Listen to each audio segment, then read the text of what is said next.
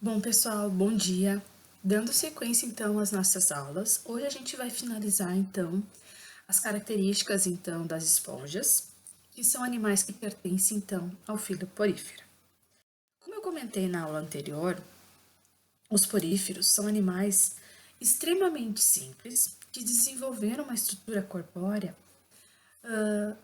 completamente adaptada à vida séssil, ou seja, são animais que vivem fixos a substrato e que desenvolveram, o sistema aquífero, que faz com que a água do exterior entre para dentro do corpo através dos batimentos dos flagelos dos coanócitos e através da água é trazido então o alimento e o oxigênio necessário para a sobrevivência desses animais, certo? São animais que não apresentam tecidos verdadeiros, mas o corpo está estruturado numa pinacoderme, que é a camada externa, que está constituída basicamente por pinacócitos, que são células de revestimento, e os pinacócitos também são células responsáveis por formar, os ósteos, que são os poros por onde a água entra, e também são os responsáveis por formar os poros dermais. Tá? A camada externa é a coanoderme, a camada interna, desculpa, é a coanoderme, então ela é constituída pelos coanócitos, que são as principais células dos poríferos, tá? São eles que vão fazer, então, o movimento da água e atrai a água, então, para dentro do corpo desses animais. Entre a pinacoderme e a coanoderme, nós temos o mesohilo, tá? Que seria uma região constituída, então, por um mesênquima, por uma substância, então, coloidal, e nela estão mergulhadas alguns outros tipos de células, entre elas os arqueócitos, tá? Que são células ameboides, que são as células que apresentam grande totipotência, ou seja, são células que podem se transformar nos outros tipos celulares, certo? A totipotência, que é a capacidade da célula se transformar em outro tipo celular, e o sistema aquífero, tá? São duas características que compensam em muito a simplicidade estrutural das esponjas, certo? A totipotência, porque qualquer célula pode se transformar em outra, dependendo da necessidade da esponja, e o sistema aquífero, com seu sistema, de canais e com os coanócitos, fazendo com que o alimento e o oxigênio chegue até estes animais. Certo? Bom, dentro do grupo, dentro do filo porífera, nós observamos, então, algumas estruturas corporais, ou seja, o sistema aquífero ele se apresenta de diferentes maneiras nas esponjas, certo? Então, com isso, a gente consegue observar três padrões estruturais, que a gente também fala em três designs, tá? Em três formas distintas. Durante o crescimento, a pinacoderme e a coanoderme têm ambas uma célula de espessura cada.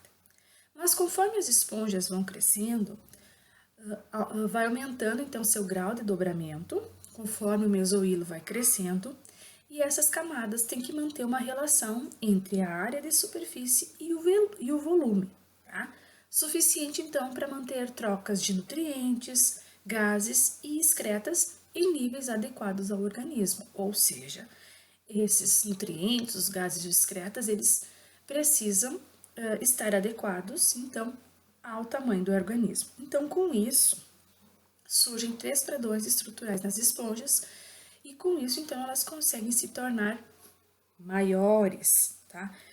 Se tornando maiores, então, geralmente a parede do corpo, ela vai se tornar muito mais espessa, Ela vai se tornar subdividida. Então, os coanócitos, eles vão estar organizados em câmaras coanocitárias, tá? Então, no filo porífera, nós temos três designs: o design asconoide, ciconoide e o leuconoide, certo? Então, o asconoide é o mais simples, é formado por uma camada simples e contínua de células. Depois o ciconoide tem um dobramento da camada de células, né? Um dobramento dessa parede do corpo. E o leuconoide, que é o tipo, né, estrutural que apresenta uma camada altamente subdividida em câmaras flageladas separadas, certo? Então, não esqueça a sequência. Asconoide, ciconoide e leuconoide. ASL. ASL. Mais simples, asconoide. Mais complexo, leuconoide.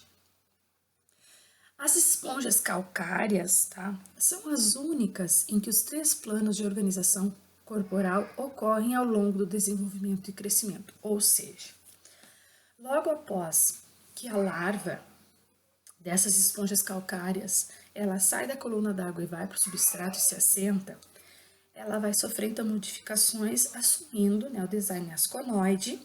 Conforme a esponja vai crescendo, ela passa para o design ciconoide, finalizando então o seu crescimento com o plano estrutural leuconoide. Então, as esponjas calcárias, elas passam por esses 3 planos de organização corporal ao longo do desenvolvimento e crescimento das esponjas. As demais, elas vão ser ou asconoide, ou ciconoide, ou leuconoide durante todo o seu desenvolvimento, ou seja, desde a fase jovem até a fase adulta. Então, aqui nós temos, então, os 3 designs, né, da esquerda para a direita nós temos o design asconoide, extremamente simples, o design ciconoide, no meio, e o design leuconoide aqui na direita. Então, vocês podem perceber já de antemão que a parede do corpo, ela vai se tornando mais espessa, mais grossa e subdividida. Tá? E vocês também vão perceber, de uma maneira geral, aquela abertura, né, aquele canal interno, que é o átrio, ou também chamado de espongiocele, ele vai se tornando cada vez mais subdividido, ele vai reduzindo em tamanho, mas vai aumentando em quantidade, certo? Então, quando vocês podem observar aqui no design leuconoide, vocês veem que o átrio praticamente desaparece e ele é substituído por diversos canais exalantes, tá? E, além disso, surgem, então, diversas câmaras flageladas, que são as câmaras coanocitárias, tá?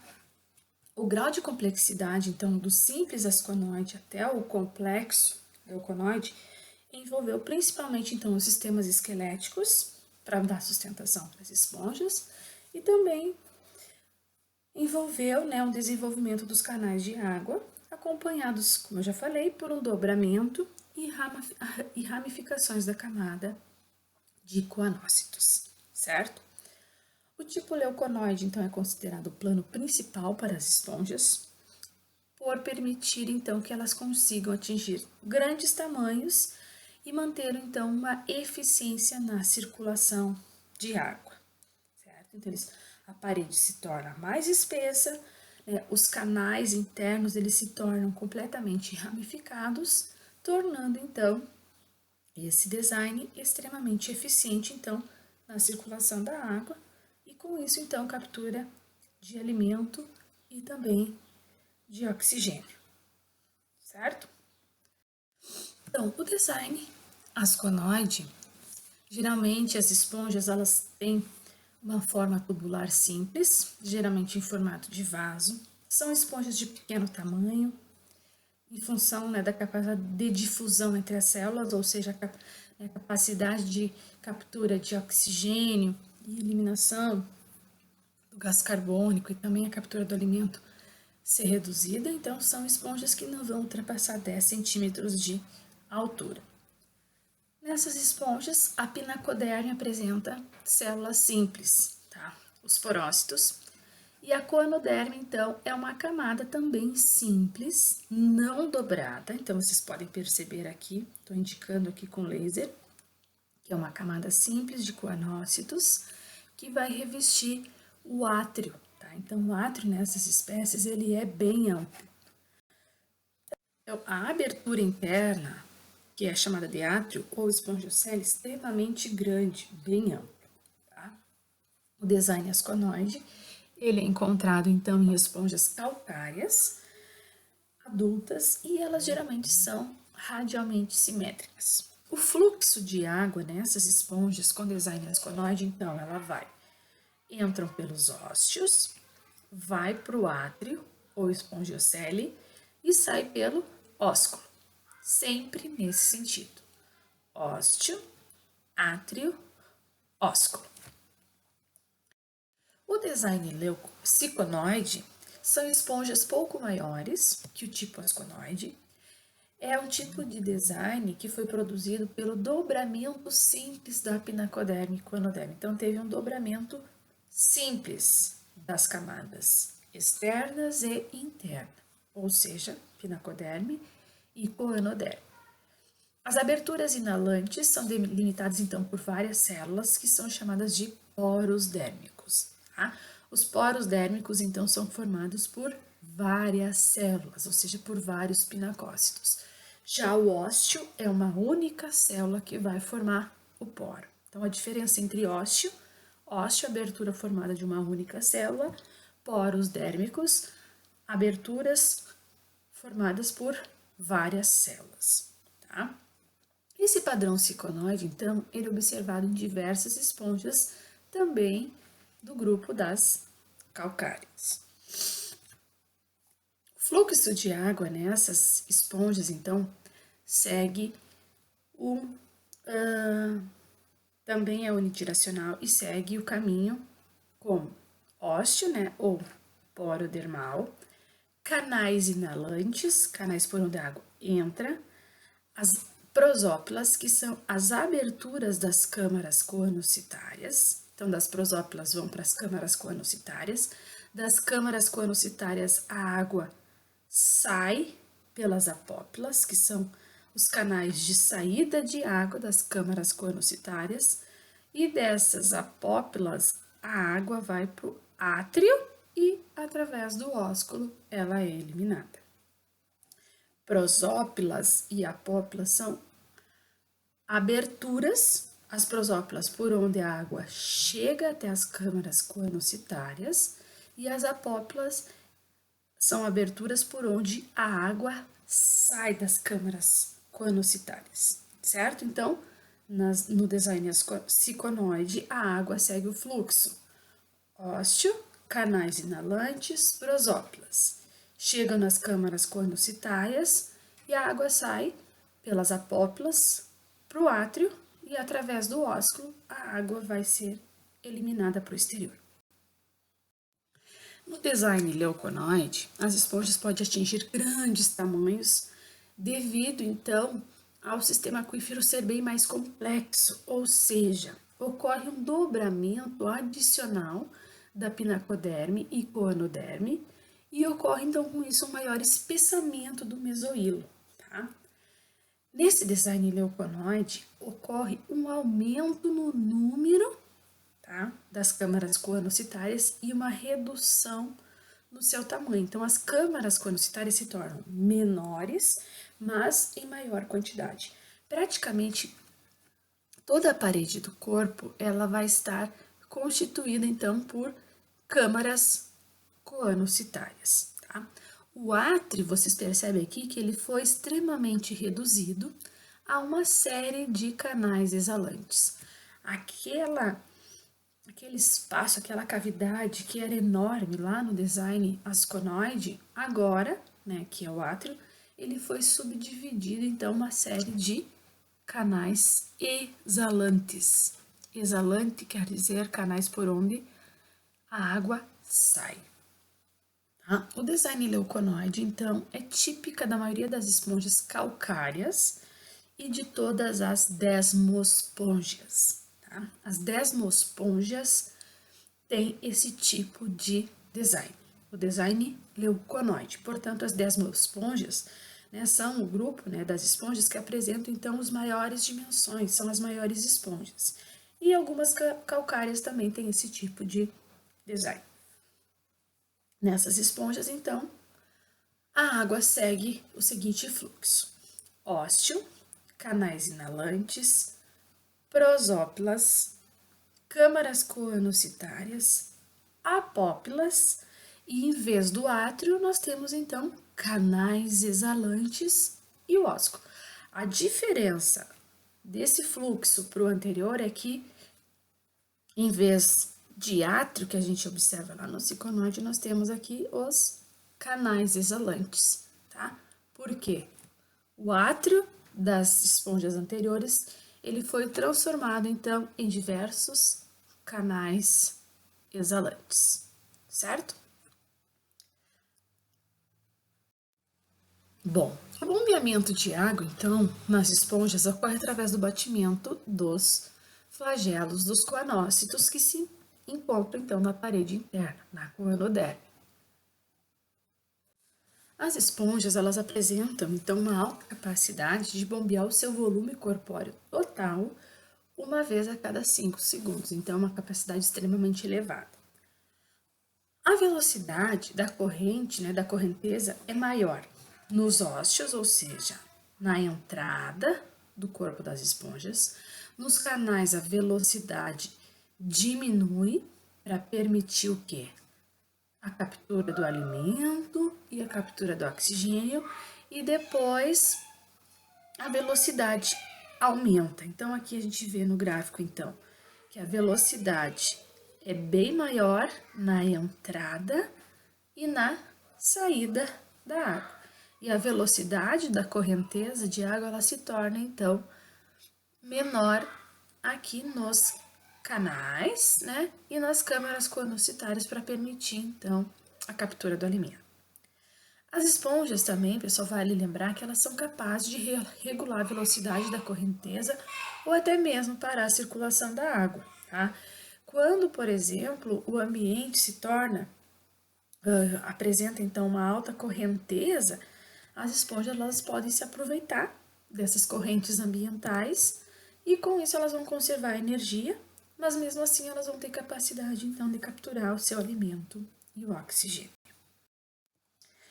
As esponjas, pessoal, elas são basicamente animais sésseis, ou seja, elas vivem fixas num substrato, mas algumas espécies têm a capacidade limitada de locomoção, a qual é aparentemente resultado dos movimentos coletivos das células ameboides na pinacoderme.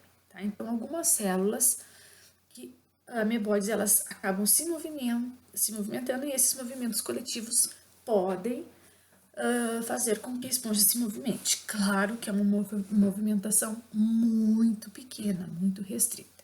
Tá? Outro movimento que é observado nas esponjas é a contração das partes do corpo, como por exemplo a contração dos ósculos pelos miócitos. Os ósculos, então, são essas aberturas que eu estou mostrando aqui com laser, por onde a água sai. Então, esses ósculos eles podem fechar ou abrir e com isso, então, elas conseguem controlar a velocidade das correntes de água.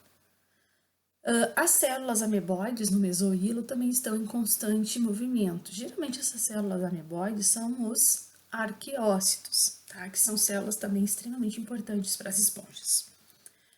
Os endopinacócitos e os coanócitos também podem se mover para remodelar o sistema aquífero durante o crescimento da esponja. Então, conforme a esponja vai crescendo, algumas células vão se movimentando para remodelar e reconstruir, então, o sistema aquífero da esponja. Bom, as esponjas, então, como eu já falei, são animais que vivem fixos no substrato, portanto, são animais filtradores.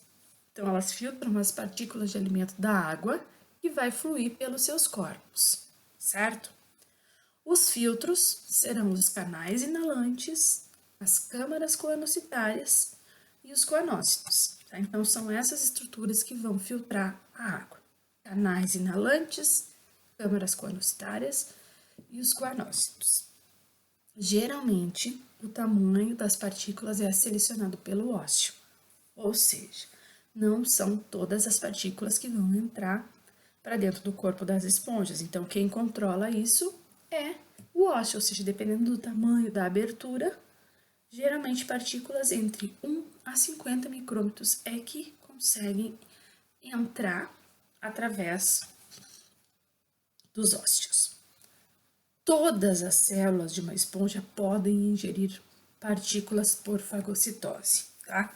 Qualquer célula pode fazer fagocitose, qualquer célula pode ingerir as partículas. Mas, geralmente, quem faz esse papel de ingestão são os coanócitos e os arqueócitos, tá?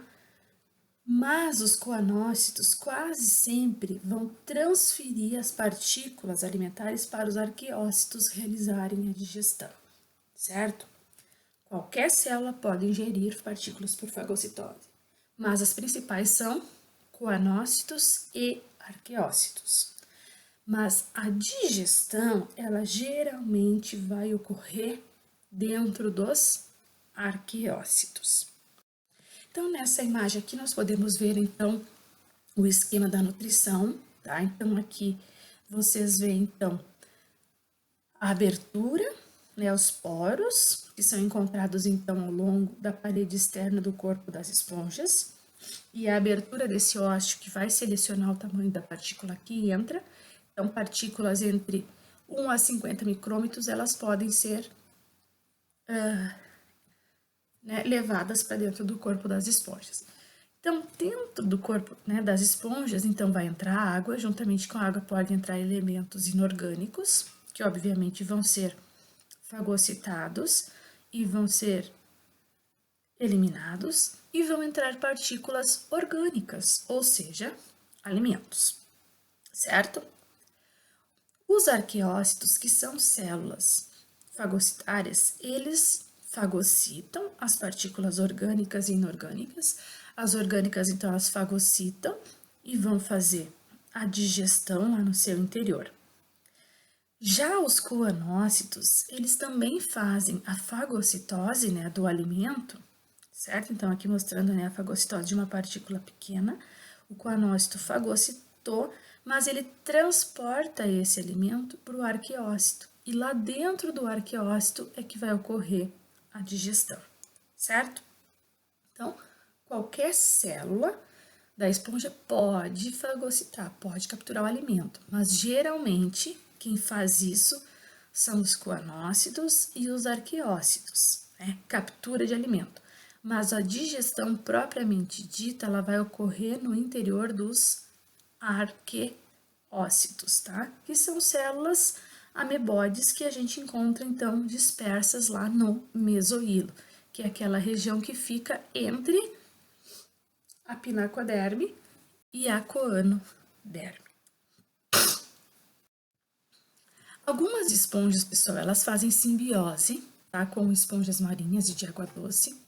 E com isso, então, elas vão hospedar endosimbiontes fotossintéticos em seus tecidos e vão receber um benefício nutricional nessa relação. Então, geralmente, esses simbiontes fotossintéticos, então, eles, né, o próprio nome já fazem a fotossíntese, e dessa relação, ambos se beneficiam, tanto as esponjas quanto, né, os seres que vivem dentro das esponjas. Então, é uma relação que a gente chama de mutualística. Nas esponjas de água doce, elas fazem simbiose com algas verdes, chamadas de zooclorelas, e nas esponjas marinhas, a simbiose ocorre com dinoflagelados, tá? Que são chamadas de zooxantelas, mas também a simbiose pode ocorrer com cianobactérias, tá? Esses organismos vão fornecer para as esponjas glicerol e fosfato, tá? E os restos também, né, da alimentação e o gás carbônico que é eliminado na respiração das esponjas vai ser utilizado para a fotossíntese desses seres simbiontes, né, das algas e também das cianobactérias. Dentro das esponjas também nós temos algumas espécies, né, um grupo especializado, que são as esponjas Cladorhizidae, que é uma família de demosponja. Elas perderam o sistema aquífero completamente e se alimentam como carnívoros macrófagos, através, então, da captura de presas por espículas com ganchos. Então, eles perderam o sistema aquífero e desenvolveram espículas, né, espículas grandes e com ganchos que vão fazer, então, a captura de pequenos animais. Então, são esponjas carnívoras. Bom, o transporte de gases e alimento, as trocas gasosas e a excreção, então, ocorrem todas por difusão. Então, em função do sistema aquífero ventilar todo o corpo até cerca de 1 milímetro de todas as células, a difusão simples responde pelo transporte de gases e resíduos metabólicos. Tá? Então, a captura do oxigênio, a eliminação do gás carbônico e a eliminação, né, dos restos do metabolismo, né, os restos lá da excreção vão ser eliminados por difusão. Os arqueócitos, então, com seus movimentos ameboides, podem se deslocar e entregar nutrientes para todas as células do corpo, como também podem eliminar os resíduos por exocitose nos canais exalantes, ou seja, a digestão ela ocorre principalmente dentro dos arqueócitos. E depois eles vão se movimentar pelos seus movimentos ameboides, levando o alimento para todas as células do corpo, e os restos da digestão vão ser eliminados por exocitose para dentro dos canais exalantes e através, né, do ósculo, a água juntamente com esses resíduos serão eliminados. Bom, muitas espécies de esponjas, então, elas produzem metabólitos bioativos que podem prevenir que determinados organismos se assentem sobre as suas superfícies, tá? Ou até mesmo para intimidar uma pastagem, para evitar, então, que animais as comam. Tá? Então, as esponjas desenvolveram uma guerra química, com o sentido de reduzir a predação, prevenir a infecção por micro-organismos e facilitar a competição por espaço, ou seja, evitar que outros seres vivos cresçam sobre elas. Tá? Então, a produção desses metabólitos bioativos tem essa função de evitar a predação, prevenir a infecção por micro-organismos e facilitar a competição por espaço, e com isso evitando que outros animais cresçam sobre elas. Os principais predadores das esponjas são as tartarugas marinhas, tá? Que podem chegar a ter 95% das suas fezes constituída por espículas de esponjas. Bom, as esponjas, mesmo sendo animais extremamente simples, elas desenvolveram então os dois tipos de reprodução: a reprodução assexuada e a reprodução sexuada. A reprodução assexuada é uma reprodução clonal, ou seja, na qual os indivíduos filhos são geneticamente idênticos aos pais. A reprodução assexuada ela ocorre ou por fragmentação, ou por brotamento ou formação de gêmeos. A fragmentação geralmente é resultado de danos que são causados por predadores, por correntes ou por ondas que arrancam, né, um fragmento, um pedaço da esponja. Esse fragmento que foi desalojado, né, que foi retirado do corpo da esponja parental, ele vai se fixar, e devido ao fato das esponjas terem células totipotentes, vai ocorrer uma reestruturação morfológica e o fragmento logo então vai se organizar numa esponja funcional e vai crescer normalmente. Então, o fragmento, né, que se desalojou, que saiu do corpo dessa esponja, vai para o substrato, se fixa e as células começam a se diferenciar, dando origem, então, a uma nova esponja funcional. O brotamento é outro tipo de reprodução assexuada. Ele é incomum, não é o mais habitual, sendo que em algumas esponjas, as extremidades livres da esponja se soltam, né, que são os brotos, então, às vezes, né, um pequeno pedacinho ali da esponja, um broto se formou, ele se solta, se fixa e forma uma outra esponja funcional. Bom, um outro tipo de reprodução assexuada é a formação de gêmeos, que ocorre em muitas espécies de água doce e em algumas espécies marinhas. Geralmente a gêmula ela é formada em condições desfavoráveis, ou seja, quando o ambiente se torna inapropriado para o desenvolvimento, né, das esponjas. As gêmulas, elas são semelhantes a esporos e elas podem entrar em diapausa, que é um estado próximo à suspensão metabólica, ou seja, o serzinho vai ficar ali paradinho, sem gastar muita energia, esperando que o ambiente se torne novamente favorável à sua sobrevivência, tá? Então, quando as condições ambientais voltam a serem favoráveis, estas novamente são ativadas e formam uma nova esponja. Então, aqui nós temos algumas gêmulas de esponjas, Isso ocorre em muitas espécies de água doce e em algumas espécies.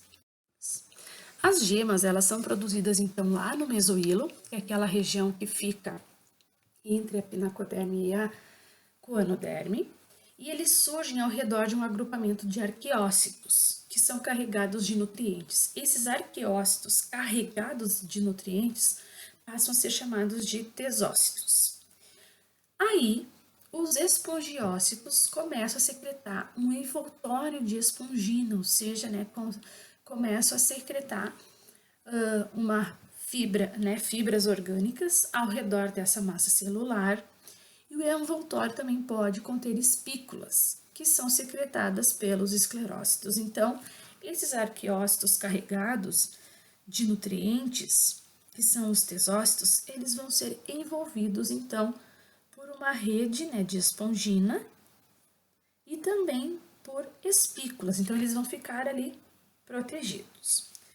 Quando encontro condições favoráveis, essas estruturas, que são as gêmulas, elas eclodem e esses arqueócitos cheios de nutrientes, que são os tesócitos, começam a se diferenciar numa pinacoderme, vão migrando para o exterior através de uma abertura que eles chamam de micrópila.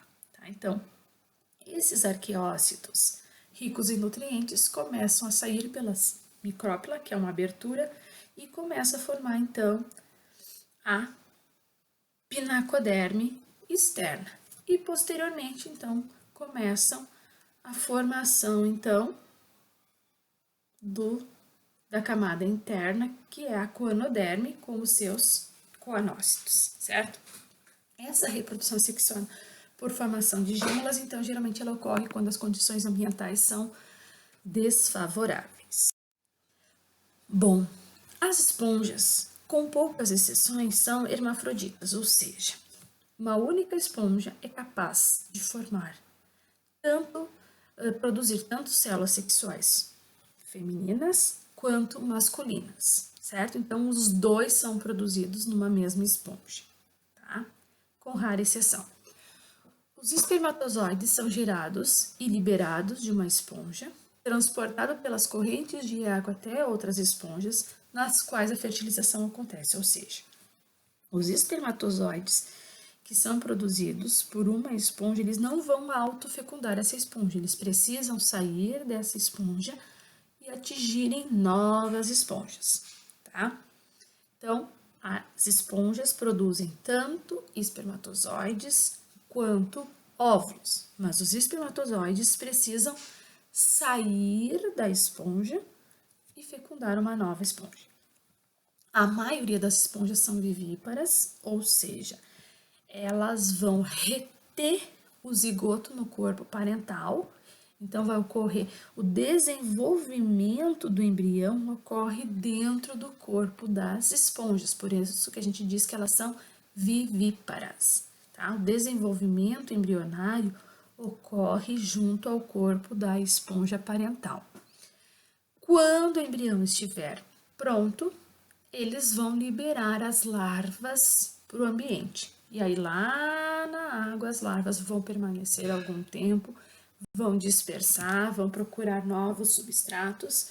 Em determinado momento, essas larvas vêm para o substrato, se fixam e começam a dar origem, então, a uma esponja, certo?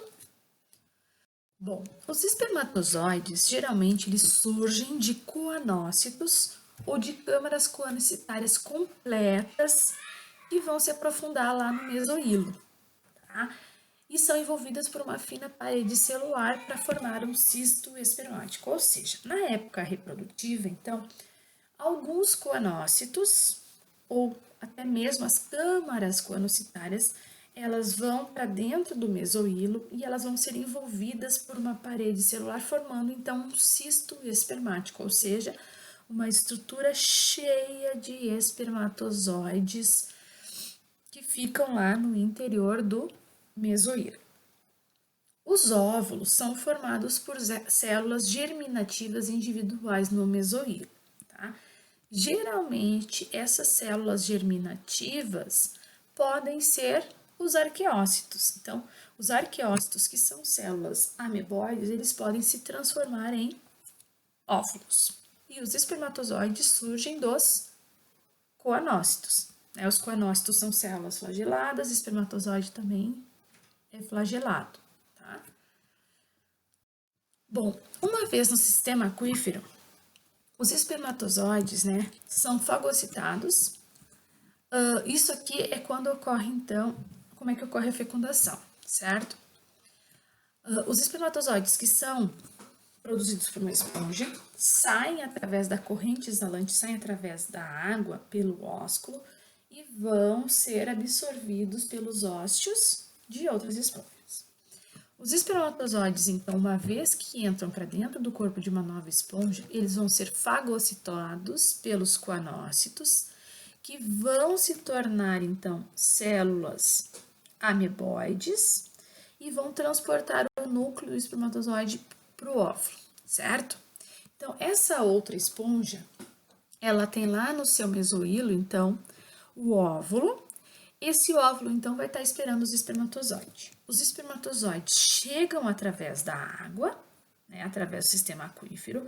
Esses espermatozoides vão ser fagocitados pelos coanócitos e esses coanócitos vão transportar o núcleo desse espermatozoide até o óvulo e com isso ocorrendo então a fecundação e aí lá dentro do corpo da esponja, pelo fato dela ser vivípara, vai ocorrer o desenvolvimento embrionário.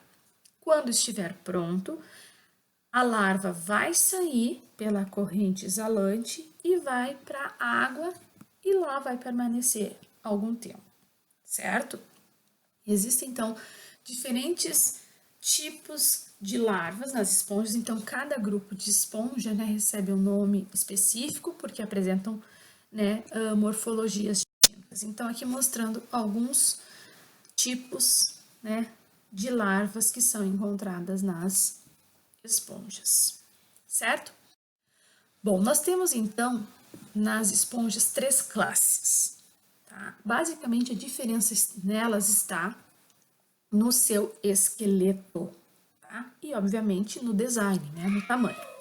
Nós temos a classe calcária, a classe hexatinelida e a classe desmosponja, certo? A calcária e a desmosponja são classes que a gente chama de celulária, porque são classes que apresentam, então, a parede do corpo constituída de pinacoderme e coenoderme.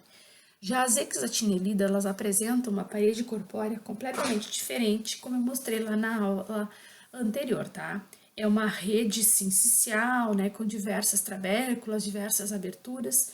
Então, essas esponjas, elas são chamadas de esponjas de vidro.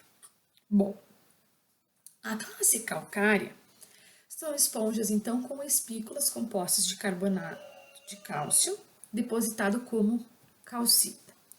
Nas esponjas calcárias, geralmente, os elementos esqueléticos não são diferenciados em megascleras e microscleras, tá? Geralmente, as espículas são do mesmo tamanho. Não existem as espículas grandes, que são as megascleras, e não existem as microscleras, que são as espículas pequenas. Todas elas são basicamente do mesmo tamanho nas esponjas da classe calcária. Nas esponjas calcárias, então, existem os tipos asconoide, ciconoide e leuconoide. Elas são exclusivamente marinhas. As esponjas de vidro, da classe hexatinelida, apresentam espículas silicosas e basicamente hexarradiada, tá? E geralmente com megascleras e microscleras sempre presentes, ou seja, já existem diferenças de tamanho das espículas. E geralmente as espículas são hexarradiadas. São espículas, então, formadas por 6 raios. A parede do corpo dessas esponjas ela é formada, então, por uma rede sincicial, ou seja, não existe a pinacoderma, certo? As hexatinelidas são exclusivamente marinhas e ocorrendo geralmente em águas profundas. Tá? Já a classe Desmospongia apresenta espículas silicosas, nunca vão ser hexarradiadas. O esqueleto, então, pode ser suplementado, ou seja, complementado ou até mesmo substituído por uma rede orgânica de colágeno. Então, nas Desmospongia, elas apresentam, então, a espongina, tá? Que dá uma flexibilidade maior para o corpo dessas esponjas. Então, são esponjas mais macias, tá? Porque elas têm, além das espículas minerais, né, um esqueleto de origem inorgânica, eles têm um esqueleto de origem orgânica, né? Que são as fibras de colágeno que formam, então, as esponjinhas. Elas ocorrem nos ambientes marinhos, nos estuários, né, regiões que se formam do encontro da água do rio com o mar, e também ocorrem na água doce. Então, as únicas esponjas que a gente encontra em água doce são da classe Desmospongia, da família Spongylite. Tá? E são esponjas, então, encontradas em todos os tipos de profundidade. As Desmospongia apresentam somente o tipo leuconoide. Então, são esponjas que podem atingir grandes tamanhos em função de ter uma parede do corpo completamente subdividida em câmaras coanocitárias, tá? Lembrando que o design leuconoide é aquele mais complexo, é aquele em que o átrio ele foi extremamente reduzido a diversos canais exalantes e surgiu, então, um número muito maior das câmaras coanocitárias na parte interna do corpo dessas esponjas. Aqui nós temos, então, algumas esponjas que a gente encontra no Brasil. Ali nós temos a Granthessa, a Licloma, Micale, Monancona, Pedânia e a Petila. Então, vocês observam, então, uma variedade de formas e também uma variedade de cores, tá? Lembrando, então, que os poríferos são animais extremamente simples, que não apresentam tecidos verdadeiros, mas mesmo sendo animais simples, desenvolveram, então, um sistema aquífero que faz com que o alimento e o oxigênio e, posteriormente, né, o gás carbônico, os resíduos metabólitos e até mesmo as células sexuais sejam, né, eliminadas do corpo desses animais através da corrente exalante que vai sair através do ósculo. Tá? Então, eles desenvolveram um complexo sistema de canais para fazer a filtração do alimento e, além disso, não podemos nos esquecer da totipotência das células, tá? Então, não esqueçam que as principais células do corpo dos poríferos são os coanócitos, tá? Células flageladas que têm como principal função, né, respiração e captura de alimento e, além disso, também auxiliam na reprodução, tá? Porque os coanócitos, eles vão fagocitar os espermatozoides e vão transferir o núcleo desses espermatozoides para o óvulo. Então, os coanócitos acabam tendo um papel importantíssimo também na reprodução, certo? Era isso que eu tinha para colocar para vocês e qualquer dúvida, entre em contato comigo.